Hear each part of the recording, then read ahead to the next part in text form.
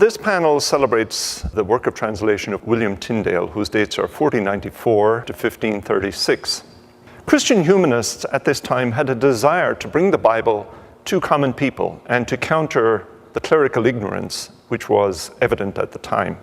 The revival of interest in the classics and in Hebrew learning generally was spurred by a desire to revise a corrupt Latin version of the Bible. William Tyndale, who was trained at Oxford and Cambridge, was convinced that people needed to have access to the Bible in their own language. And he tried to get permission to work on a translation while he lived in England, but to no avail. So because of persecution, he worked on the continent, mostly in Antwerp, from 1524 to 1536. He worked on the translation of the Old Testament and a revision of the New. He completed the translation of the New Testament, had it printed in Worms, and within a short time, copies were being smuggled into England. He translated the Old Testament directly from the Hebrew and the New Testament from the Greek. He consulted the Vulgate, Luther's German Bible, and Erasmus's Greek Testament of 1519 and 1522. In all this, however, he relied mostly on the Greek rather than Luther or the Vulgate. Though Tyndale could not return to England, the attitude of the authorities there was changing. By 1536, Thomas Cromwell, Henry VIII's chief minister, and Thomas Cranmer, the Archbishop of Canterbury, were convinced that approval should be given for a translation into English.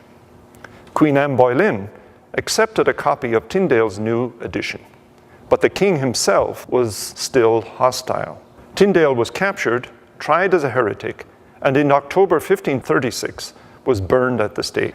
As he died, he reportedly said, "Lord, open the King of England's eyes." Tyndale was to influence subsequent translations, especially the authorized version of 1611, in which it is said that 90% of Tyndale's work is included unaltered.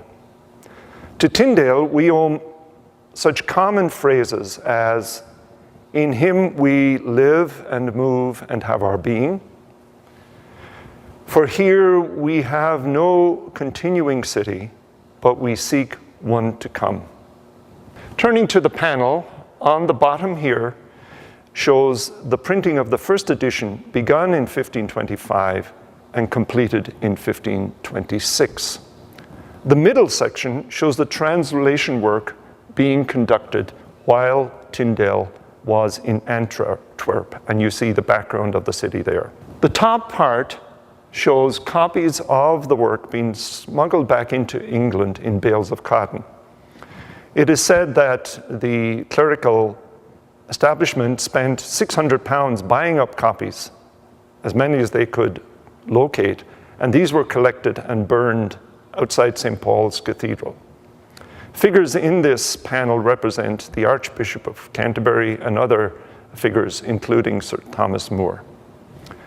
The bottom of the window is dedicated to Thomas O'Meara, who was the second principal of Wycliffe College here from 1906 until his death in 1930. Tyndale's death was a turning point for the better in England.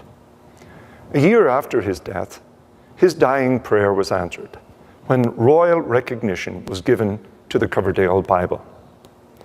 Thomas Cromwell, who was Secretary of State to Henry VIII, realized the need of a translation and the king's detestation of the incomplete work of Tyndale, whom he regarded as a heretic, encouraged Coverdale to publish a complete English translation of the Bible. Who was Coverdale?